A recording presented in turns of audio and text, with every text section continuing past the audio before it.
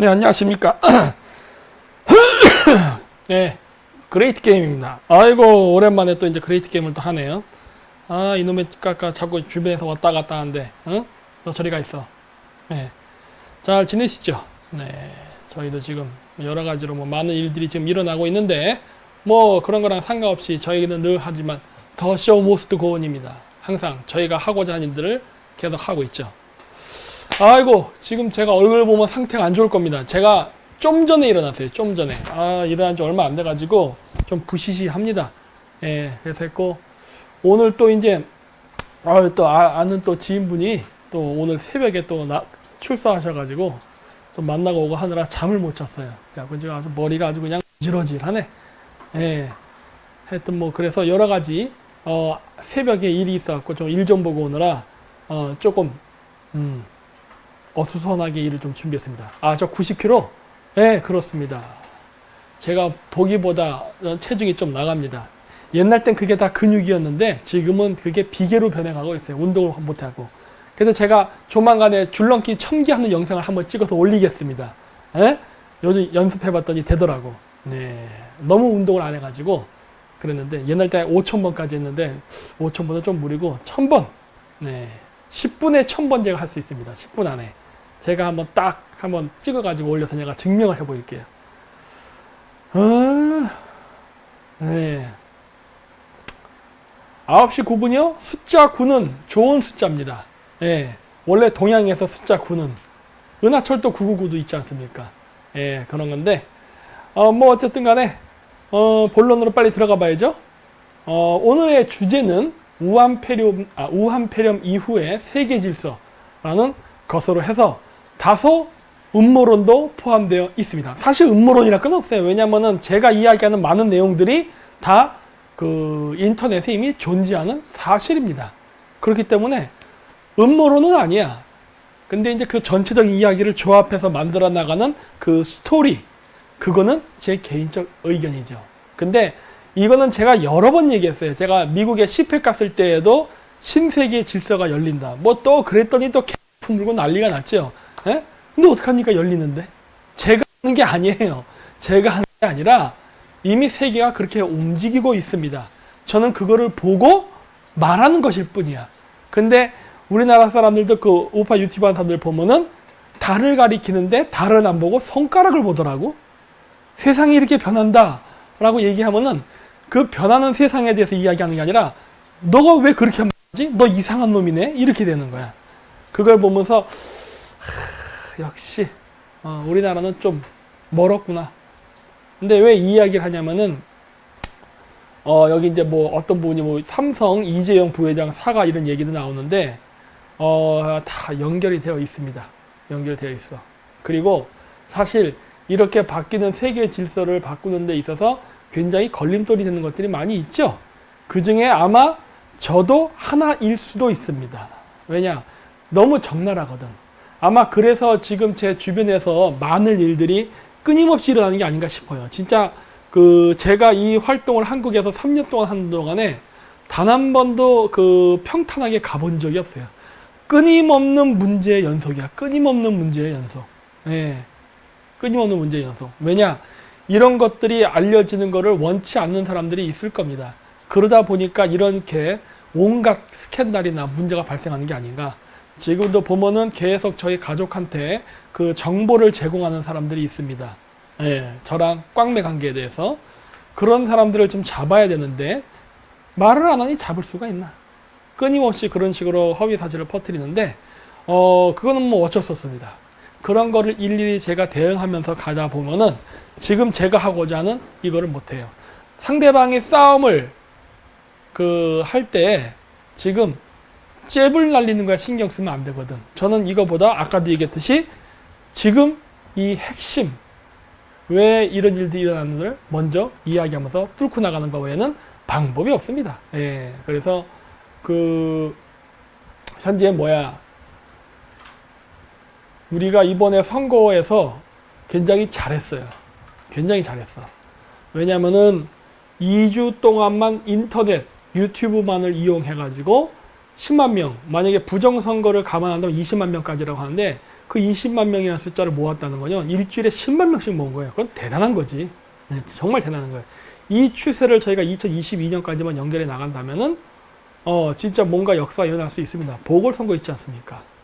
예, 그래서 그런 것들을 대비하는 그러한 그 모임이 돼야 된다고 보고, 많은 대비를 해야 됩니다. 그 부정선거 국제청원합시다 하는데, 하십시오. 근데 오늘 제 방송을 보면 약간 내기 빠지실 수도 있을 거예요. 왜? 세계 정세 속에서의 우리나라 선거거든. 그래서 오늘은 조금 여러분들이 생각하는 것과 좀 반대 이야기들을 많이 할 겁니다. 오늘 제가 이 방송을 준비하면서 참고한 것 중에 요게 있어요. 이거 한번 여러분 사보십시오. Secret Politics. 이거 재밌습니다. 이게 저자가 디터 리게베르크라는 사람이에요. 예, 요 책 재밌어요. 나 이 책 보고 깜짝 놀랐어. 아니 이 사람 이런 거 어떻게 알지?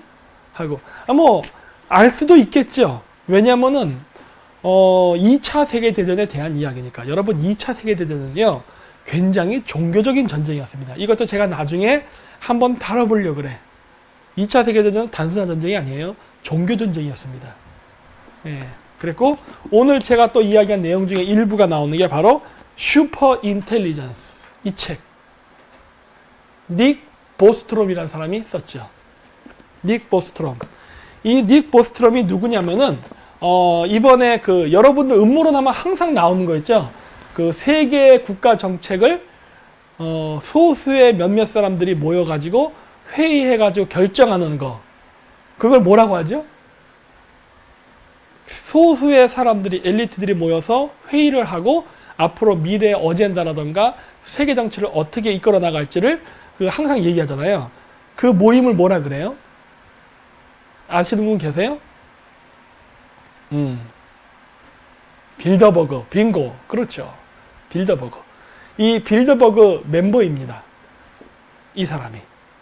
멤버이고, 이 사람이 이 책을 썼어요. 그림 나오죠? 그래서 이 책을 추천한 사람들이 누구, 뭐 여기 이렇게 나오는데 누구가 있느냐? 스튜어트 러셀, 버클리 컴퓨터 공학 교수, 마틴 리스, 영국 왕립학회 전 회장. 영국도 나옵니다, 여기. 그리고 맥스 테그마크, MIT 대학교 교수, 클라이버 쿡슨, 파이낸셜 타임스 이쪽 기자, 이런 사람들이 이 책을 추천을 했고, 이 책을 추천한 사람 중에 여러분이 아는 사람 두 사람이 있습니다. 그 두 사람이 누구냐? 바로 빌 게이츠. 그 다음에 그 사람 이름이 항상 헷갈려요. 일론 머스크인가 하는 사람이죠. 테슬라 자동차 만든 사람. 그 두 사람이 여기에 포함되어 있습니다. 네. 모르세요? 그래서 여기 이 내용이 있는데, 이 내용은 제가 굉장히 관심을 갖게 봅니다. 왜 그러느냐? 사실 제가 지금 쓰고 있는데, 앨런 머스크요. 네, 앨런 머스크. 제 사람 이름 발음은 잘 안 나옵니다. 그냥 참고하고 들으세요. 세 번째 책을 쓰고 있다고 했잖아요. 첫 번째 책은 당군의 나라 카자흐스탄, 두 번째 책은 다물 프로젝트. 다물 프로젝트는 제가 논문으로 썼습니다. 그래서 논문 제가 예전에 보여드렸죠. 그래서 그런 논문을 썼고 한국에 와서는 방송으로 PPT를 했어요. 그래서 했고, 지금 세 번째 책을 준비하는데 그게 무엇이냐면 예전에도 제가 얘기했지만 그게 샤먼 바이블입니다. 그래서 고대 종교가 어떠한 형태로 존재했으며 고대인들이 생각했던 세계관, 우주관, 종교관은 무엇인가. 여기서 제가 샤먼이라는 이름을 썼다고 해서 굿하고 이런 거 뭐 이렇게 전 보는 거 생각하면 큰 착각입니다. 전 그걸 이야기하는 게 아니에요. 고대 인류가 문명이 파괴되기 이전에 존재했던 과학 문명, 그 과학 문명이 갖고 있었던 고대 종교관을 얘기하는 거예요. 네. 근데 그 책을 제가 쓰겠다고 생각했던 이유는 뭐냐? 바로 제가 중앙아시아를 가서 공부를 했기 때문에. 중앙아시아를 가면서 공부하면서 알게 된 많은 지식들이 있어요. 절대 일반인들은 알 수 없는 것들. 그건 제가 거기서 스스로 공부해서 알아냈지. 네. 그랬는데, 그러한 내용들을, 알고 있었는데, 뭐, 마거 문명이라고 물어보는데, 네. 그런 것도 거기에는 포함이 되어 있습니다. 네. 되는데, 내가 이 책을 보면서 깜짝 놀란 게 있어요. 이 사람이 도대체 그걸 어떻게 알았지? 하는 거였는데, 이 책 나중에 한번 사서 보세요. 재밌습니다. 와, 저번에도 봤는데 제가 이번에 또 봤어. 너무 재밌어서. 그렇지. 요 책에 113페이지에 나오는 내용이에요. 113페이지. 제가 이렇게 다 체크를 이렇게 해놓습니다. 읽으면서. 이렇게 보면 노란색 줄도 이렇게 쳐놨죠. 이렇게 제가. 예. 이렇게. 줄도 쳐놔요. 그러는데, 책 제목이요. 다시 보여드릴게요. Secret Politics. 보셨죠? 네. 113쪽에 나와요. 113쪽에 나오는데 이게 뭐냐면 히틀러의 연설에 대해서 나옵니다. 그래서 먼저 내가 노란줄 친 것만 제가 읽으면은 제2차 세계대전은 스와티카가 상징하는 아시아의 오컬티스트들과 오각형 문양이 상징하는 서양 세계의 오컬티스트들 사이의 첫 전쟁이라고 할 수 있다. 그래서 히틀러가 연설한 내용인데 1945년 1월 30일 연설의 일부분 내용인데 그 히틀러가 뭐라고 얘기했냐면 이 전쟁의 승리는 중앙아시아가 아닌 유럽의 것이 될 것입니다. 그리고 그 중에서도 으뜸가는 지위는 바로 1500년 동안 동방세계를 압도해온 유럽 우위의 정점인 온 우리 통일 게르만 제국의 것이 될 것입니다. 라고 해서 연설 내용에 이런 말이 나와요. 그래서 중앙아시아? 이 말이 나오는 거예요. 어? 중앙아시아? 히틀러가 이걸 어떻게 알았지? 한 거예요, 제가. 그래서 제가 얘기하잖아요. 그 인터넷에서 떠돌아다니는 음모론이라던가 그 다음에 우리나라 사람들이 얘기하는 음모론 내가 맨날 그걸 비웃잖아요. 야, 그거 아니야. 내가 맨날 그러잖아요. 니들이 진짜 음모론을 알아? 내가 막 그러가는데 이 사람이 그 말을 하더라고요. 내가 깜짝 놀란 거야. 아니 이거 어떻게 알았지? 이런 비밀은 어떻게 알았지? 하게 된 거예요. 네. 그래서 놀랐습니다. 네. 히틀러가 뭐 무당이었대요? 뭐 그건 전 모르겠어요. 그건 모르겠고 모든 시작의 근원은 바로 히말라야입니다. 파미르죠. 그래서 제가 당군의 나라 카자흐스탄이라고 해서 책을 제목을 그렇게 썼던 이유도 세계 인류가 대홍수 이후부터 갈라져 나가기 시작해서 다시 문명이 발생하는데 그 출발지가 중앙아시아였다. 제가 이 얘기 하는 거예요. 그게 제 책의 그 내용이에요. 그 제 책의 내용을 읽어보지도 않은 여러 좌파들이나 우파 사람들이 저를 환빠로 몰아가는데 아닐걸? 내 얘기가 맞을걸? 하는 거예요. 왜냐? 저는 현장에 직접 가 있었거든. 현장에 직접 가 있으면 13년 동안 신장 위구르 자치주, 카자흐스탄, 키르기스탄, 우즈베키스탄, 그 다음 몽골, 러시아 이런 데를 돌아다니면서 계속 신화, 자료, 유적지를 방문하고 다녔거든요. 그러면서 이런 것들을 찾아냈어요. 그것만 찾아냈으면 중간중간 UFO도 봤죠, 저는. 그리고 또 그 각종 그 현지 지역 노인들을 통해 가지고 그 전설, 그 지역에 내려온 전설 이런 것들을 전부 다 제가 듣고 녹음도 하고 그 다음에 기록도 하고 해서 그걸 다 갖고 있다고. 그래서 제가 그걸 알고 있기 때문에 이게 원래 이런 거였구나 하고. 근데 그거를 아는 사람은 지극히 소수입니다. 지극히 소수예요. 예.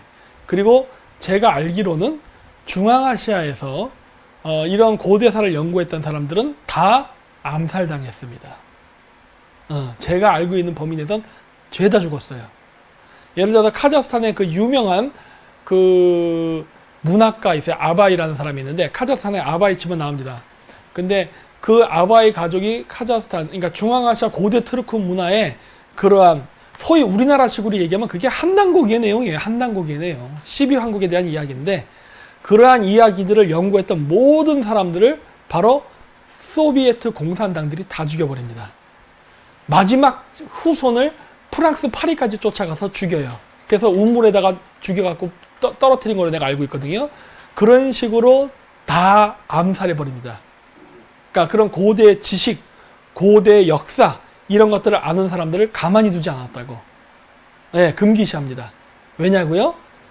이것은 아까 이 책에서도 나왔지만은 아시아와 유럽의 오컬티스트들, 즉 그러한 그 어떻게 보면은 이걸 뭐라고 얘기해야 될까 참 애매한데, 그 어떻게 보면은 종교적 권위, 어떤 그거의 주도권 싸움이에요. 그 과정 속에서 제거를 했습니다. 예. 뭐 그렇다고 해서 이게 사라졌느냐? 그렇진 않아요. 지금도 많이 남아있고 그것들을 알고 있는 사람들이 많습니다.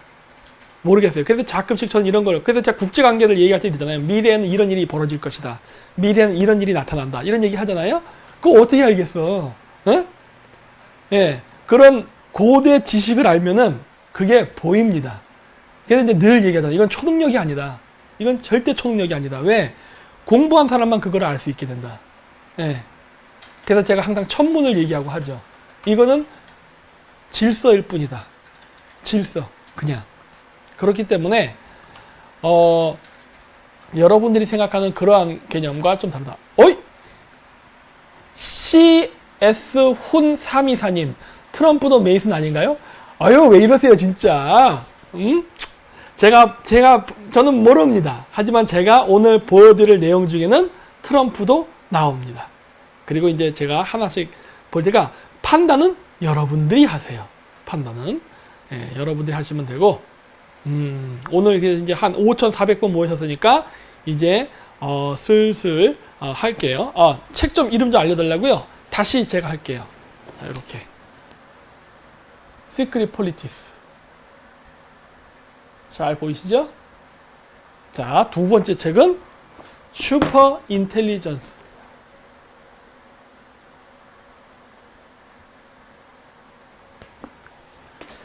이 내용이 꼭 추구하고자 하는 것은 고대에 존재했던 하나의 국가. 단일 정부는 세계 고대에도 존재했습니다. 이건 제가 고대사, 그러니까 초고대사를 알기 때문에 제가 이 얘기를 감히 단언을 해요. 우리가 알고 있는 인류 역사 이전 문명에서는 단일 정부가 존재했었고, 그것이 지금 다시 만들어지는 과정입니다. 그 만들어지는 과정 속에서 이 시스템을 만들기 위해서 지금 일어나는 게 AI 혁명이에요. 인공지능 혁명. 인공지능 혁명이 없으면은 이것을 할 수가 없어요. 그래서 제가 쓰는 샤먼 바이블이라는 책에도 사실은 이 내용이 나옵니다. 네, 나와요. 앞으로 미래사회를 어떻게 이끌어 나가야 될 것인가, 미래사회 조직, 그리고 미래사회 그 조직을 이루기 위해서는 어떠한 형태의 종교가 필요한가, 어떠한 형태의 철학을 만들어야 되는가, 어떠한 산업 구조 기반을 만들어야 되는가에 대한 이야기가 나오죠. 제가 쓰는 책에도 상당히 닮아 있어요. 그리고 제가 이걸 보면서 깜짝 놀란 거예요. 아니, 이 사람들 이런 거 어떻게 연구했지? 이렇게 된 거예요. 왜냐? 저는 고대 그 역사를 연구를 하면서 발견한 거거든. 고대에 이런 것이 존재했었네? 고대에 이런 것이 존재했었네? 라는 거를 저는 현장 연구를 통해서 발견을 해낸 것인데, 예, 그 내용들이 지금 재현되고 있다는 거. 그래서 제 자신도 정말 놀라는 거예요. 와, 이게 다시 반복되는구나. 일종의 평행이론과 같은 것이죠. 다른 시대에 똑같은 것들이 다시 한번 발생하는구나. 물론 거기엔 여러 가지 이유가 있습니다. 그거는 제가 따로 역사 채널에서 할 거예요. 저희가 지금 역사 채널 유튜브 따로 만들었습니다. 예, 조만간 이제 공개할 거예요. 이름은 얘기해도 되지 않나요? 이름은 하늘의 역사라고 제가 지었어요. 예, 그래서 하늘의 역사라 쓰고 가로 열고 천사, 하늘 천자의 역사 사자, 뭐 그런 식으로 해서 지금 해놨는데 아직 영상 올리지 않고 있습니다. 영상은 이제 곧 만들어서 올릴 거예요. PPT 작업을 지금 계속 하고 있어요. 그래서 그거는 여러 사람들에게 대중적으로 알리기 위해서 이렇게 뭐 1시간, 2시간 길게 하는 게 아니라 10분에서 15분씩 잘라서 할 겁니다. 짧게. 그래서 여러분들이 이해하기 쉽게 하고, 그 다음에 전파력을 좋게 하기 위해서. 필요하다면 거기다 영어 더빙 아니면은 영어 자막까지도 넣을 거예요. 예. 왜냐? 이거는 내가 봤을 때 센세이션을 일으킬 겁니다. 한국에서는 인정받지 못한다 하더라도 아마 세계적으로는 인정받을 거예요. 네. 점집을 차리셨으면 떼돈을 벌었을 것 같다고요? 여러분, 그런 거로 점을 봐서 돈을 벌면은 안 됩니다. 그거는 일종의 룰이에요. 룰. 네. 일종의 청기누설이지. 그런 거는 하면 안 되는 거예요, 원래. 예, 그냥 적당히 알고 지나가는 거야. 이렇게 되는 거구나. 왜? 세상은 바꿀 수 없기 때문에. 여러분, 봄이 좋다고 봄을 붙잡아두고 여름이 오는 것을 막을 수 없듯이 어차피 시간은 흐르는 대로 가는 것이고 그냥 우리는 그 속에 그냥 몸을 맡겨놓고 같이 갈 뿐이에요. 예. 그런 것들을 안다면 우리가 바꾸려고 하는 것이 얼마나 어리석은지를 알 수가 있게 돼요. 결국 뭐다? 순응을 하고 적응을 하는 것이 가장 중요한 것이다. 네, 납니다. 네, 역사는 돌고 돕니다. 네, 뭐 신명철님 원주 연세대 97학번입니다. 선배님 늦었지만 결혼 축하해요. 네, 감사합니다. 자, 그래서 이제 본격적으로 시작을 하겠습니다. 짜잔. 이거 안 보여. 자, 그래서 이제 미중 패권 경쟁. 제가 늘 얘기하는 거죠. 제가 한국에 와서 고대사를 얘기하다가 갑자기 국제관계를 한 거는 사실 전혀 상관없는 것이 아닙니다. 다 연결되어 있어요. 제가 지금 이야기했던 고대사, 지금 현재 얘기했던 국제관계, 그리고 앞으로 미래에 제가 지금 계속 책을 쓰고 있거든요. 준비하고 있는 샤먼 바이블이라는 종교와 철학, 미래사회에 대한 이야기는 사실은 하나예요. 분리된 게 아닌 과거, 현재, 미래를 하나로 모아놓은 하나의 결합체, X, Y, Z의 관계입니다.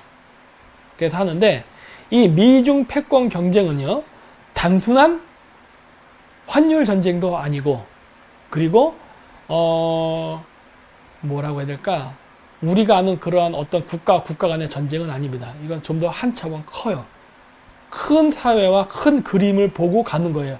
그러다 보니까 여러분들이 이러한 그림을, 그리고 청사진을 알게 되면은 고민을 하게 됩니다.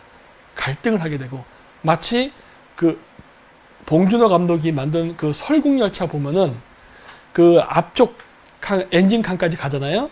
근데 엔진 칸까지 간 그 주인공이 그 갈등을 때리죠. 예. 여기까지 이 사회를 지지하기 위해서 했던 노력들. 그래갖고 그 얘기잖아요. 그 할아버지가 그 사람 얘기잖아요. 만약에 걔를 만나면 그 사람의 얘기를 듣지 말고 무조건 죽여버려라. 라고 하는데 그 사람의 설명과 이야기를 들으니까 그 사람이 마음이 바뀌죠. 물론 그 열차가 부서져서 그렇지만. 그런 것처럼 이러한 전체적인 큰 그림을 보고 알게 되잖아요. 그러면 고민에 빠집니다. 야, 이거를 나쁘다고 할 수 있나? 이런 생각이 들어요. 필요의 악이네 라는 생각을 하게 됩니다. 왜냐하면 자연은요, 그 조선시대 선비들이 얘기하는 산수화와 같지 않습니다. 그 산수화 보면 어때요? 도교적 세계관이 들어가서 산이 있고 거기에 안개가 깔려 있고 폭포가 흐르고 정자가 있고 거기서 선비가 앉아서 책을 본다던가 아니면 이렇게 검은고 같은 걸 틀고 뭐 이런 그 학이 날아가고 이런 아름다운 그림이 있잖아요. 근데 실질적인 자연은 굉장히 잔인합니다. 여러분들 아프리카라던가 중앙아시아 초원에 가보세요. 그 그림 같은 풍경 멋있죠? 하지만 현미경으로 쳐다보면은 그 속에서는 늑대가 양떼를 잡아먹고 뭐 온갖 살인과 뭐 강간과 뭐 별의별 일들이 다 일어나고 있습니다. 그것이 자연이에요. 그리고 그러한 과정을 통해서 그 자연의 생태계는 균형을 잡고 그 아름다운 모습을 간직하고 있는 거예요. 진짜 웃기지 않아요? 제가 중앙아시아에 가서 깨달은 게 그거예요. 와, 이럴 수가. 내가 생각하는 자연의 이미지, 자연스럽다는 이미지는 내가 만들어낸 허상이지 진짜 현실에서 나타나는 자연이라는 것은 내가 생각하는 것과는 다르게 움직인다. 오히려 더 잔혹하고 더 무시무시한 세계가 펼쳐져 있다라는 것을 알게 됩니다. 네. 그래서 굉장히 고민에 빠지게 돼요. 근데 여기 슈퍼 인텔리전스, 여기도 재밌는 구절이 있어서 제가 한번 읽으면 297페이지에 있어요. 이 멜세스 이론의 역사적 고찰 해갖고 거기 중간 내용인데 뭐라가 나오냐? 다음과 같은 일시적이고 지역적인 유해 요인도 있다. 즉 전염병, 전염병, 기후변화, 전쟁 등이 간헐적으로 인구를 감소시키고 휴경으로 땅의 지력을 높였기 때문에 인구가 늘어서 멜서스 조건이 다시 발현될 때까지는 생존자들의 영양 섭취가 나아지고 더 많은 자녀를 키울 수 있었다. 또한 사회 불균형으로 인해서 엘리트층은 일정했던 총 인구수를 감소시키는 일을 저지르기까지 하면서 항상 최저 생계 수준보다 높은 임금을 받을 수 있었다. 슬프고 거슬리는 사실은 지구에 사는 우리의 일생에서 일상적이라고 할 수 있는 멜서스 조건에서 인류 행복의 가장 큰 적이라 볼 수 있는 가뭄, 역병, 대학살, 불평등 등이 역설적으로 가장 인도주의적이라고까지 말하는 점이다. 왜냐하면 이 사태들이 인구를 줄임으로써 위에서 설명했듯이 가끔 평균 생활 수준의 최저 생계 수준보다 높여주는 역할을 했기 때문이다. 부정할 수 있을까 하는 거예요. 전 이거를 부정을 못해요. 왜냐? 이 말이 왜요? 방송 터졌어요? 뭐야? 방송 터졌다고? 아니 아직 본론도 안 갔는데 벌써 방송 터지면 어떡해? 어? 왜 이래? 나 여기 지금 중국 비판도 없고 아무것도 없어 지금 나는.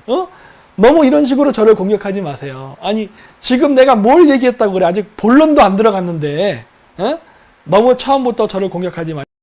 그죠? 아따 깜짝이야. 왜 이러세요 진짜. 네. 아까 터질 뻔했어. 자 그래서 이게 참 고민이죠. 그래서 제가 얘기하는 국제정치 여러분 2년, 3년 동안 들으신 분들은 알 거예요. 제가 늘 얘기하죠. 정치는 피바람이 부는 것이다. 그 피바람이 그 사람들끼리만 하고 일반 국민에게 미치지 않으면 되는 것이다 라고 제가 얘기했잖아요. 바로 이런 것들이 제가 바로 유라시아 대륙을 돌아다니면서 역사, 국제관계를 연구해서 내린 결론이에요. 따라서 뭐다? 여러분들이 우아하게 앉아서 시를 읊고 사랑을 얘기하고 평화를 얘기하는 그 사회가 유지되기 위해서 위정자는 바깥에 나가서 무진장 참혹하고 잔혹하고 학살을 하고 전쟁을 일으킨 일을 하게 된다예요. 그것을 바탕으로 여러분들의 행복이 유지되고 있는 겁니다. 이게 현실이에요. 그래서 제가 늘 이야기했지만 남북관계 문제라던가 중국 문제를 대항하는 데 있어서 뭐라고 얘기합니까? 좌파들이 얘기하는 PC주의적 사고방식이 아니라 어떻게 한다? 완전히 우리를 괴롭히는 적이 있다면 그 적을 아주 쑥대밭을 내서 죽여버린 다음에 그 위에서 시체들 위에서 담배를 필 때 평화가 온다 이런 얘기를 하잖아요. 결국 뭐다? 상대방을 제거함으로써 내가 영원한 평화와 번영을 갖게 되는 거예요. 이게 현실이에요. 네, 그래서 제가 자꾸 그 얘기를 한 거예요. 여러분 국제관계를 너무 형이상학적으로 보지 마십시오. 현실은 냉정합니다. 이런 얘기 많이 하죠.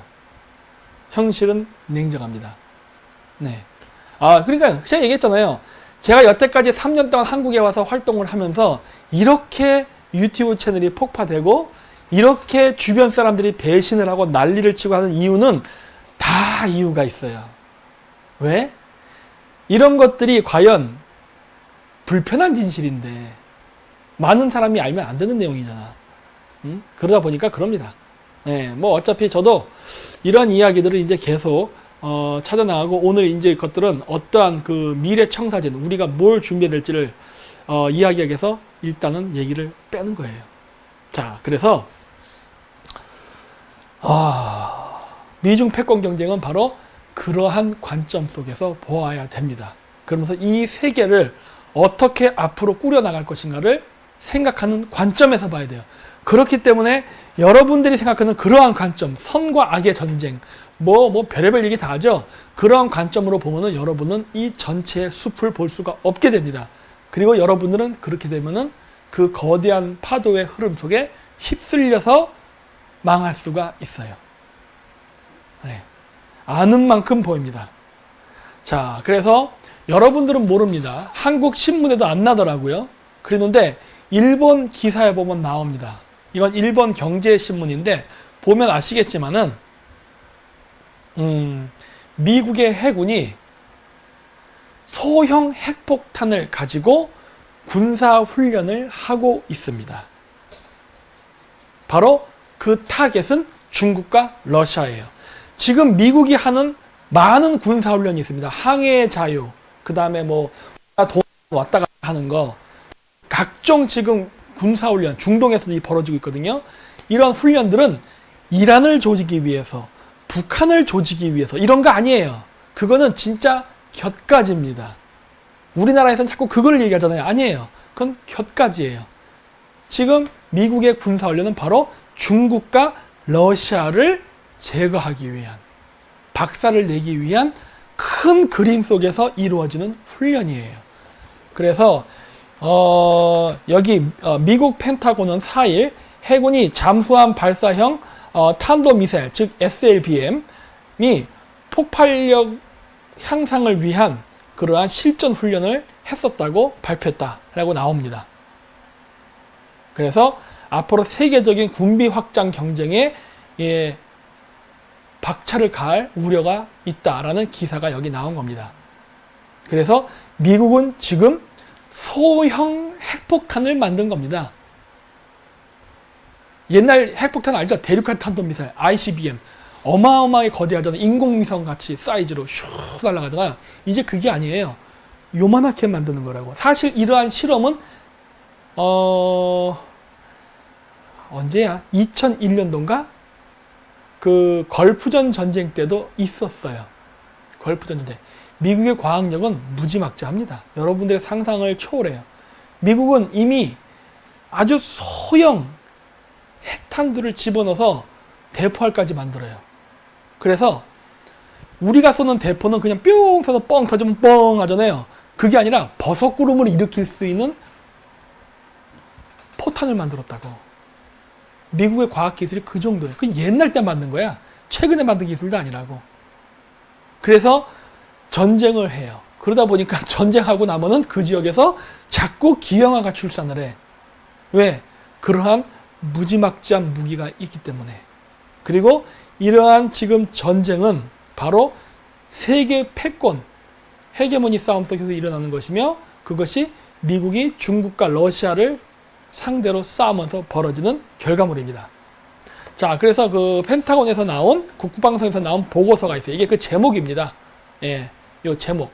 여러분 인터넷 검색하면 이거 PDF 파일로 다운받으실 수 있어요. 이거 하얗게 해놓은 건 가린 거예요, 일부러? 네? 아, 그런 거예요? 예, 이거 지금 저기 써 있는 저 제목을 그대로 인터넷에 치시면 나와요. 예, 그 연례 보고입니다. 그래서 이게 2020년인가 19년 보고서예요. 그래갖고 나오는데, 여기에 보면 지금 무엇이 나오느냐? 중국이 지금도 지속적으로 핵실험을 하고 있다고 얘기해요. 이거 2019년 보고서인가 보네. 2019로 써 있는 거 보니까. 그냥 이제 검색해 보세요. 그래서 여기 보시면 요런 글자가 나옵니다. 로르누르라는 지역이 나오는데, 여기서 핵실험을 하고 있다라고 나오는 거예요. 이게 바로 신장 위구르 자치주입니다. 자, 이걸 또 제 방송을 볼 때는 항상 지도를 보지 않으면 안 되죠. 예, 그레이트 게임의 백미인 지도를 봐야 됩니다. 세계 지도. 이게 검색이 될지 모르겠지만 한번 해볼게요.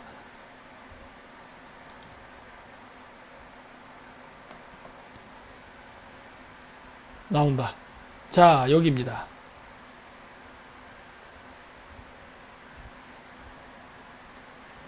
여기가 바로 롭누르라는 도시예요. 확대를 할게요. 잘 안 보이니까. 자, 보이세요? 중국 지도가 있고, 여기 신장 위구르 자치주 여기에서 합니다. 여기에서. 네. 보이시죠? 자, 우르무치는 어디 있느냐? 우르무치. 자, 됐어요. 여기가 노르루라는 데고, 우르무치는 여기에 있어요. 신장 위구르 자치주. 네. 조금만 스포를 할게요. 조금만 스포를. 투르판 근처, 빙고. 자, 아까 이 시크릿 폴리틱스라는 책이 있었죠. 이 책에 나오죠. 히틀러가 한 연설에 무슨 내용이 나온다? 이 전쟁에서 중앙아시아가 아니라 우리 위대한 게르만이 승리할 것이다 라는 얘기를 하죠. 네, 그 중앙아시아가 여기입니다. 그리고 제가 연구한 바에 의하면 초고대 문명, 지금으로부터 대홍수가 나기 이전에 초고대 문명이 끊겼어. 다시 나온다. 야, 오늘 제가 하는 내용이 굉장히 따끔한 겁니다. 진짜 자꾸 끊기네. 이 초고대 문명이 있었던 지역이 저기예요. 여러분들이 구약 성경에서 보는 아담과 이브, 노아의 방주, 선악 이야기, 진흙으로 만든 이야기 전부 다 저기가 원조입니다. 네. 여기서 만들어진 이야기예요. 이 이야기가 메소포타미아로 가서 유대교가 되고 그게 기독교로 발전을 합니다. 이거를 제가 알게 된 거예요. 정말 우연히도 알 생각이 없었지. 어떻게 알았느냐? 그건 제가 역사 시간에 얘기할게요. 네, 역사 시간에 정말 우연히 알았어요. 네, 그리고 나서부터는 계속 그 정보가 들어옵니다. 그냥 해도 뭐 그렇게 되는데, 자, 이 지역이 바로 고대 중앙 그 초고대 문명이 있었던 지역의 허브, 핵심 지역이에요. 그런데 중국이 여기서 핵실험을 합니다. 바람이 북도풍, 남서풍을 불면서 이렇게 바람이 분다고. 그러면 어떻게 될까요? 이 지역이 전부 방사능 오염 지역이 돼요. 그거를 목표로 한 겁니다. 바로 지금 현 문명의 사람들이 과거 있었던 고대 문명의 흔적, 지식을 알 수 없게 만들기 위해서 이 지역을 의도적으로 파괴했어요. 그래서 중국 공산당은 누르노르라는 데서 여기서 핵실험을 해서 방사능을 퍼뜨려서 신장 위구르 사람들을 지금도 위구르인들을 학살하고 죽이고 이 진실을 숨기기 위해서 끊임없이 역사 왜곡을 하고 있어요. 그게 서북공정입니다. 우리 동북아시아는 동북공정이에요. 그리고 러시아는 어디서 했느냐? 잘 안 보이네. 시메이. 이렇게 하면 안 되는데. 세미 팔라친스. 여기 나온다.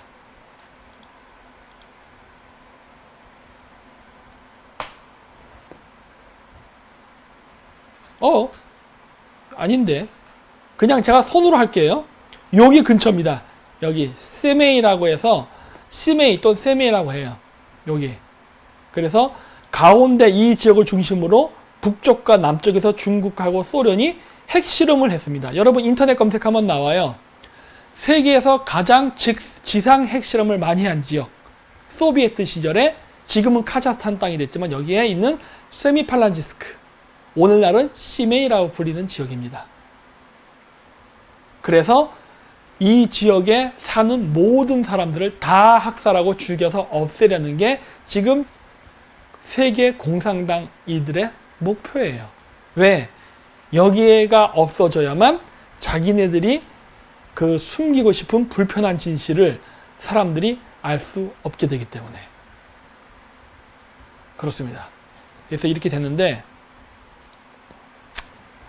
다시 본론으로 돌아가서, 그래서 중국이 이 지역에서 핵실험을 하고 있답니다. 그러니까 핵실험을 하는 이유는 핵 무기 경쟁도 있지만 또 한 가지 목적이 뭐다? 바로 이런 중앙아시아에 있었던 고대 지식, 그 다음에 어떤 철학자들, 그 다음 이런 어떤 여러 가지 이런 것들을 완전히 없애버리기 위한, 학살하기 위한 소리 소문 없는 조용한 전쟁이에요.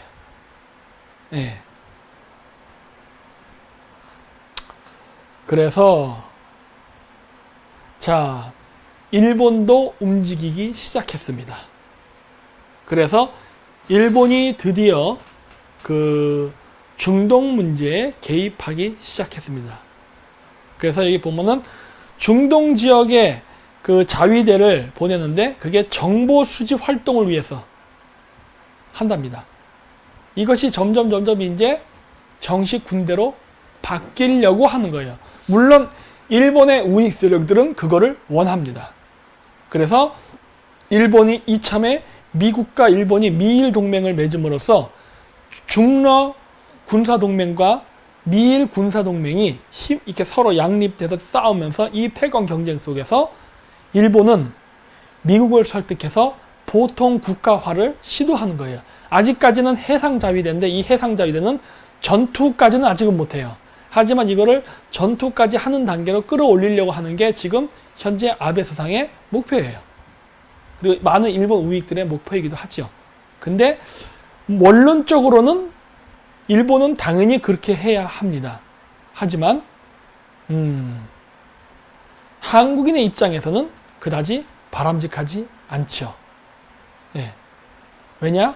그렇게 될 경우 우리는 위아래로 완전히 짬뽕이 될 테니까. 근데 물론 그것도 극복할 수 있는 방법은 있어요. 근데 어쨌든 이런 현상이 벌어지는 것이고, 일본은 바로 일본을 평화헌법을 개정하고 보통 국가가 되기 위해서 미국하고 아주 긴밀한 협조를 지금 하고 있는 겁니다. 그러면 미국이 일본하고 긴밀한 협력을 해서 과연 일본이 보통 국가화가 되고 평화헌법을 개정할 수 있을 것이냐? 저는 아니라고 봅니다. 그런 일은 안 생긴다. 왠지 아세요? 그럴 수가 없습니다. 이 전쟁의 본질을 많이 안다면 그렇게 안 된다는 걸 알게 돼요. 이 책의 146페이지와 147페이지에 나옵니다. 무슨 말이냐? 유태인들은 천년의 세월 동안 주변 환경에 묵묵히 적응하며 살아야 했던 역사적 경험 덕분에 유럽에 내노라 하는 국가 여럿을 쉽게 헤집어 놓고 기강을 어지럽힐 방법을 터득했다. 바로 자기들의 피를 섞어 다른 민족에 융화됨으로써 민족의 정체성을 흐트리는 것이다. 쭉쭉쭉쭉 나오고 그 다음 중간 내용에 보면 뭐가 나오냐? 장차 도래할 그들의 천년왕국이, 지금 천년왕국이 만들어지는 과정이에요. 새로운 질서. 일본을 상대하지 않으려면 독재체제를 완전히 갖추기 전에 일본을 먼저 제거하는 것이 이치에 맞을 것이다. 오늘날 유태인들이 독일을 상대로 그랬던 것처럼 일본과 다른 나라들 사이를 이간질하느라 분주한 이유가 바로 이것이다. 일본 안 키웁니다. 그렇지 않아요. 네. 이건 단순히 음모론이라서 그런 게 아니라 이거는 제가 따로 국제관계를 제가 공부하잖아요. 그래서 알아요. 안 해요. 그래서 제가 늘 그러는 거예요. 우리만 마음 바꾸면 한 번에 해결된다. 이런 얘기 제가 여러 번 하잖아요. 다 이유가 있어요. 자, 그리고 이거는 제가 예전에 문재인의 외교 특본가는 문정인이라는 사람이 추천해준 책 있죠. 미국은 동아시아를 어떻게 지배했는가 라는 책, 예전에 제가 여러 번 보여드렸었죠. 그 책에도 보면 내용이 나오죠. 일본 내에 활동을 하는 노조, 학생운동, 좌파 활동이 빨갱이가 한 줄 알아? 이런 얘기 나옵니다. 빨갱이가 한 줄 알아? 아니, 그렇지 않을걸요? 하는 거예요. 누가 지원했어요? 메가더 장군. 일본이 2차 세계대전에 패전당하고 메가더 장군에 의해서 5년 동안 신탁 통치를 받았습니다. 그거를 GHQ라 그래요. 제네럴 헤드쿼터라고 합니다. 그 신탁 통치 기간 동안에 메가더가 만들어 놓은 시스템이에요. 그건 제가 나중에 패전 이후에 일본에 대해서 한번 방송을 할 겁니다. 그래서 제가 얘기하는 거예요. 좌파들이 맨날 일본이 쳐들어온다, 일본 제국주의 열다, 맨날 그러는 거예요. 웃기지 말아라. 무슨 말 같지 않은 거짓말 하냐. 일본이 어떻게 한국을 침략해. 내가 맨날 얘기하는 게 그것 때문이에요. 일본은 한국을 침략할 수 없어요. 일본이 우리를 침략한다 말하는 것은 좌파들의 거짓말입니다. 그리고 그러한 좌파들이 얘기하는 반미 활동이 JHQ가 아니라 GHQ, 제네럴. 예. 예? 그게 과연 그럴까 하는 거예요. 지금 좌파들 중에 지가 반미주의 하다 열심히 떠든 애들, 니들 그냥 콘돔이야. 저 상층부로 가면은 미국하고 한편이에요. 제 말이 틀렸을 것 같아요? 예를 들어서 전지현 자꾸 JEN이 안 해. G, A, B, C, D, E, F, G, 제네럴 헤드쿼터, GHQ. 우리나라의 민주당, 정의당 이런 애들 중에 그 지도급 사람들 자식들 다 국적 어디예요? 미국이잖아. 우리나라 좌파들도 미국에서 왔다니까. 몰라요? 어? 하버드대에서 좌파 교육받고 온 사람들 없어? 여러분 다 아시잖아. 네. 그래서 일본에서 AV가 성장했나요? 빙고! 맞습니다. 일본 AV가 유명해진 거는 바로 미국의 GHQ 신탁통치 정책의 일환이었어요. 와, 나 이런 얘기해도 되나? 방송에서? 그래도 저는 미국을 사랑합니다. 알라비 아메리카예요. 오해하지 마세요. 네. 왜냐? 지금도 제가 얘기하지만 큰 그림을 보라는 거예요. 큰 그림. 조그만 그림 보면서 가지 말고 좀 한국 사람들 스케일을 크게 가지라는 겁니다. 그리고 제가 얘기하죠. 제가 얘기하는 이 모든 것에는 선과 악의 개념을 전 배제하고 봅니다. 바로 국익. 이것만 보고 가는 거예요. 그래야지 이것이 보입니다. 자, 그래서 이건 통과할게요. 뭐 어차피 뭐 이건 아까 같은 얘기니까. 그리고 지금 무엇을 하고 있냐면 중국하고 러시아가 알래스카에서 군사훈련을 하고 있습니다. 예. 알래스카 어딘지 아시죠? 여기입니다. 여기가 알래스카예요. 여기 쿠릴 열도라고 있어요. 쿠릴 열도. 이 쿠릴 열도에서 군사훈련을 합니다. 중국하고 러시아가. 왜 저기를 군사훈련을 하냐? 명목은 그겁니다. 문재인이 좋아하는 1대1로 중에 하나가 북극 항로입니다. 여시제 홈페이지에도 나옵니다. 부산을 허브로 해가지고 태평양을 지나서 북극해를 통해서 유럽으로 간다라는 프로젝트예요. 이 프로젝트를 위해서 한국이 돈을 투자해야 된다라는 계획인데 이 계획을 하는 진정한 목적이 무엇이냐는 거예요. 제가 예전에도 얘기했죠. 이거 그 한러교류협회인가 하는 게 아마 배재대학교인가 있을 거예요. 그래서 제가 거기 가서 그거 세미나도 듣고 했다고. 근데 그걸 갖다 뭐 맨날 저 가짜 박사라고 했다면 변희재라든가 다른 애들이 맨날 그 거짓말이라고 막 그랬죠. 아니요. 전 갔었어요. 참관인으로. 발표자가 아니라. 그래서 제가 질문을 했죠. 이 북극항로는 수지타산이 떨어진다. 왜? 부산에서 유럽으로 가는 이 딱 한 노선밖에 없는 거예요. 중간에 아무것도 없어. 따라서 이 한 달이 될지 두 달이 될지 모르는 이 긴 항로를 여행하는 동안에 북극 항로를 통과한다는 리스크도 안아야 되고, 왜? 겨울에는 얼 수도 있으니까. 그런 리스크도 안아야 되고, 그리고 아무런 중간에 기착지가 없는 이러한 그 직항을 왜 만드냐예요. 고작 유럽 시장 하나 때문에. 그럴 바에야 이 밑으로 가는 태평양 노선을 가는 게 낫지. 인도 태평양. 왜? 여기 중국의 13억 인구, 동남아시아의 10억 인구, 인도의 13억 인구 이런 데가 많기 때문에 이 지역을 통과하면서, 즉 일반 버스 노선이죠. 위에는 고속버스 노선이라면 여기를 가야 컨테이너를 갖다가 내려놓고 다시 집어넣고 내려놓고 다시 집어넣고 하면서 유럽에 갈 때쯤 되면은 많은 돈을 벌 수 있어요. 또 다시 돌아오면서 중간중간 무역 거래를 하고 하면은 꽤 많은 돈을 벌 수 있거든. 근데 왜 멍청하게 북극 항로를 가려고 그래요? 그리고 왜 멍청하게 한국이 그 자본을 투자해야 됩니까? 내가 그 질문을 한 거라고. 러시아는 투자 안 하고 뭐 해? 쟤네들은 뭐 땅만 빌려주고 그냥 손 놓고 있겠다는 거야? 그러면 우리가 꼬라박아서 투자한 다음에 러시아가 뺏어가면 거기에 대한 대책은 있어요? 이런 걸 내가 얘기한 거라고. 이건 말도 안 되는 프로젝트다. 그러면 왜 러시아는 여기를 북극 항로를 개발하려고 하는 것일까? 왜 중국은 이 북극 항로를 개발하는데, 중국은 여 밑에 있는 나라 아니에요. 근데 왜 러시아 땅을 통과하는 이 프로젝트에 왜 중국이 여기다 숟가락을 꼽을까 하는 거예요. 그걸 생각해 보신 적 있습니까? 왜 이럴까? 여러분 한번 댓글 제가 한번 볼게요. 왜 그럴까? 네? 왜 저런 일이 발생할까?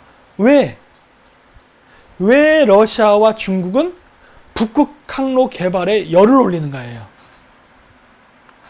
네? 한번 쭉 보겠습니다. 채팅. 여러분들이 한번 국제 관계의 그 감각을 한번 보겠습니다. 미국 진출? 땡. 미국이 만들기를 안 쓰려고? 조금 더. 윤세진 님이 맞췄네. 군사기지. 빙고. 군사기지입니다. 군사기지. 군사기지 목적으로 하는 거예요. 러시아의 산업 인구는 대부분 유럽 쪽에 있습니다. 우랄 산맥 서쪽이에요. 거기에 러시아, 모스크바, 상페테르부르크 이런 것들이 존재하잖아요. 저쪽에 다 있고 이쪽 극동 지방은 아무것도 없어요. 사람도 안 살아. 연해주 쪽에 조금 살고 그 외엔 다 완전히 빈 땅입니다. 근데 지정학적으로 미국이 러시아 쪽으로 진출을 하게 될 때는 러시아에서 가장 인구가 없고 광활한 지역인 시베리아로 들어오게 돼 있어요. 따라서 러시아 입장에서는 이 지역을 방어해야 되는데 저 지역을 방어하려면은 저 지역까지 물자와 사람을 원활하고 신속하게 보내야 됩니다. 근데 지금 그 인프라가 갖춰져 있질 않아요. 못 간다고 저기를.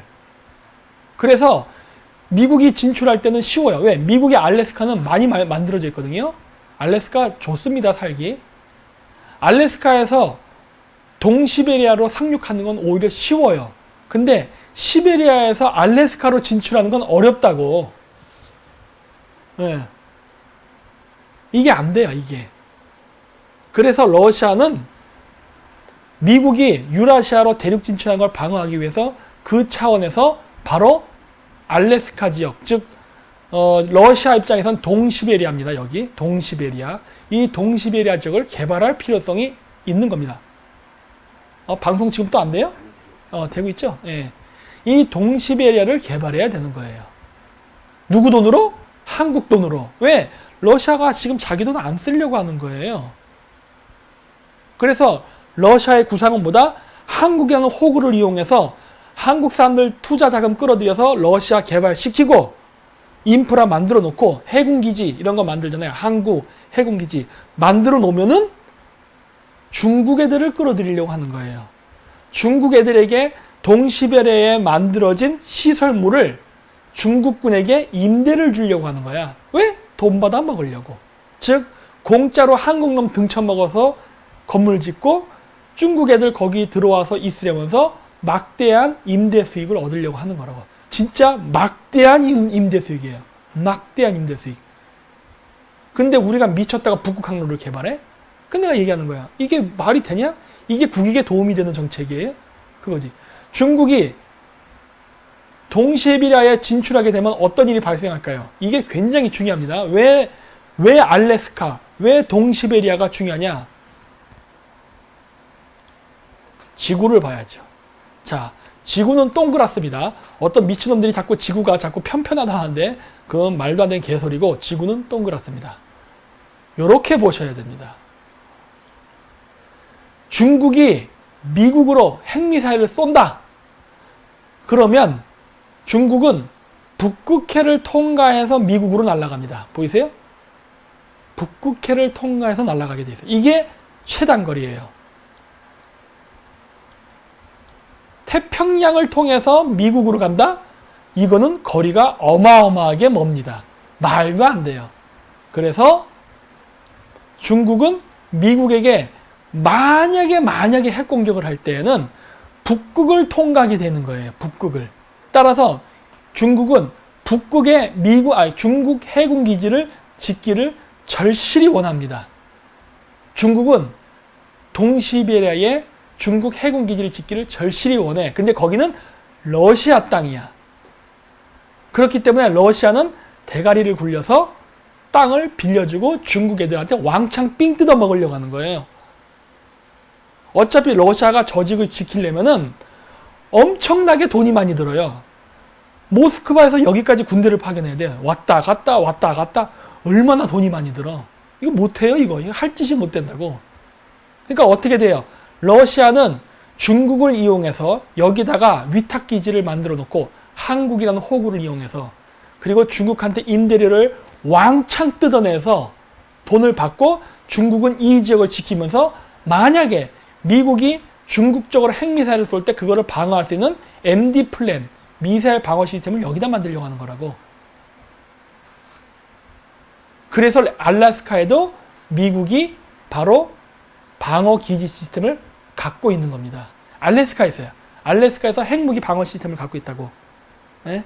이렇게 되는 거예요. 네. 이해되십니까?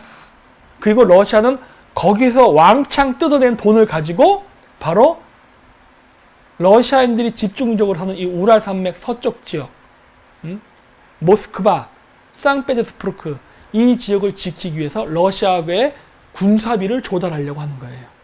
그래서 유럽의 나토군을 견제하려는 게 구상인 겁니다. 그래서 중러 군사 동맹이 있는 것이고 그 그림 속에서 북극해 개발이 지금 일어나고 있는 거예요. 이런 분석하는 사람 있나요? 우리나라에 없을걸? 이런 분석하는 사람. 응? 여시제가 왜 북극 항로를 개발하려고 하는가? 저기의 진정한 의미는 무엇인가? 이겁니다. 네. 따라 고로 뭐다? 여시제들은 공산주의자들이다. 민주당 공산당이다. 예요. 쟤들은 이거를 지금 추진하고 있는 거라고. 네. 그래서 제가 얘기하는 겁니다. 시선을 크게 봐라. 좁게 보지 말아라. 이런 얘기를 자꾸 하는 거예요. 자, 그래서 근데 문제는 뭐다? 한국에서는 알래스카에서 중국과 러시아가 군사훈련을 했다는 게 안 나옵니다. 일본에서는 나와요. 왜? 일본은 이거에 민감하거든. 그리고 또 최근에 있었던 일이 뭐냐면 최근에 코로나 바이러스, 즉 우한폐렴 때문에 미군의 군사 작전 활동에 굉장한 차질이 일어나고 있습니다. 중국 애들이 그랬죠? 우한폐렴은 미국 애들이 만든 것이다. 천만에 만만해. 미국이 만들었다면 미국이 지금 알래스카를 방어한다던가 하와이 이 지역을 방어한다던가 이럴 때 곤란을 겪겠어요? 지금 우한폐렴 때문에 지금 군사 작전 활동이 마비가 되고 있다고. 미국이 일부러 이 짓을 한다고? 그럴 리가 없죠. 물론 미국의 좌파는 좀 예외.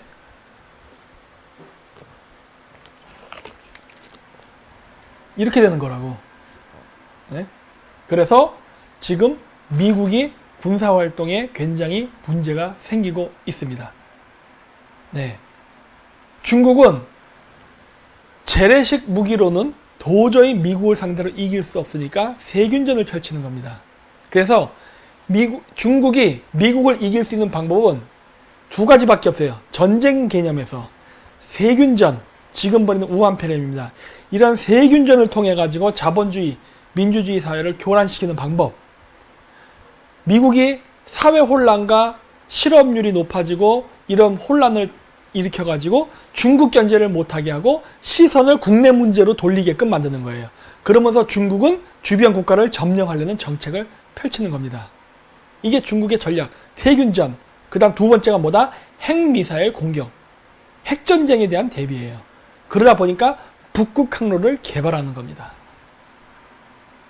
이 두 개를 지금 하고 있는 겁니다. 네. 놀랍죠? 네. 이런 국제정치 분석 안 나옵니다.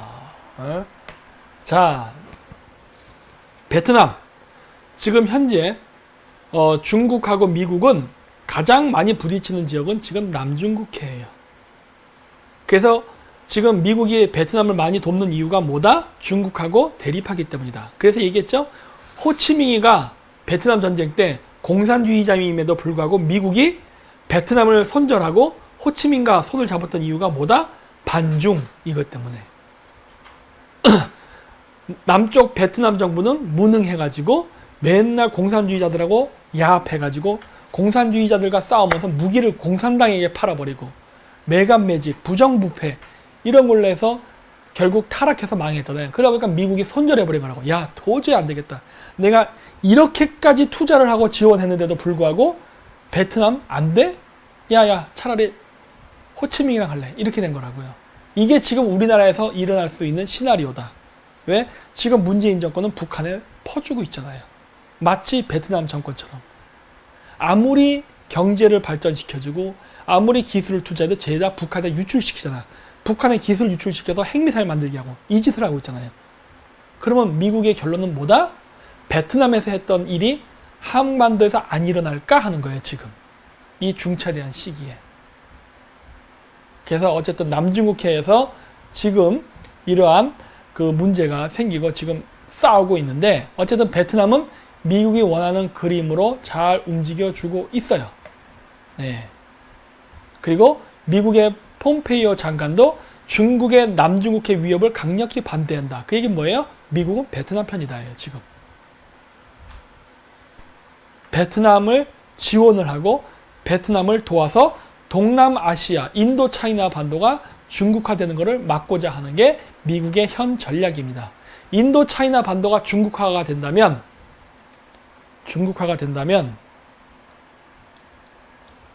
또 다시 세계 지도를 봐야죠. 트럼프 대통령이 얘기하는 인도-태평양 방어선입니다. 인도-태평양 방어선은 인도양과 태평양 이거를 연결하는 방어선이에요. 그 가운데가 인도-차이나입니다. 이 인도-차이나가 중국화가 된다면 트럼프가 구상하는 인도-태평양 방어선이 싹둑 잘리는 거야. 따라서 인도-차이나 반도가 중국화되는 것을 막기 위해서는 미국은 베트남을 지지할 수밖에 없는 거예요. 왜? 캄보디아는 중국화되어 있습니다. 태국, 화교가 경제권을 장악하고 있어요.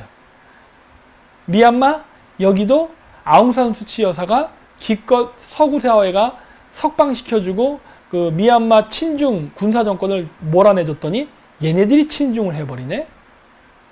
믿을 수 있는 거는 베트남밖에 없죠. 네, 그래서 지금 베트남을 키우고 있는 겁니다. 그래서 베트남을 통해서, 그리고 베트남의 이 건너편이 바로 영해 분쟁이 일어나는 남중국해에 중국이 만들어 놓은 인공섬이 있는 지역이에요. 따라서 베트남이 가지는 지정학적 중요성은 엄청나게 큰 거죠. 네. 미국이 왜 베트남을 지원하는지가 여기서 답이 나옵니다.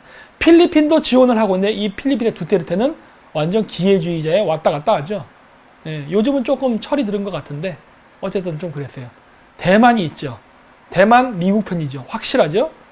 그렇기 때문에 대만과 베트남을 중심으로 해서 여기를 견제하려는 겁니다. 일종의 바둑으로 보면은 지금 포위를 하고 있는 거예요. 네. 자, 그래서 지금 미국은 중국과 싸우고 있으면 이 중국과 싸울 때 미국이 가장 지금 신경을 쓰고 있는 것은 세균전과 핵무기 전쟁입니다. 이 두 개를 방어하기 위해서 싸우는 거예요. 다른 전쟁은 미국이 이길 수 있어요. 하지만 핵무기와 세균전에선 집니다. 자칫 잘못하다가는. 아직 핵무기도 내가 왜 진다고 얘기했느냐. 다시 또 지도를 보면은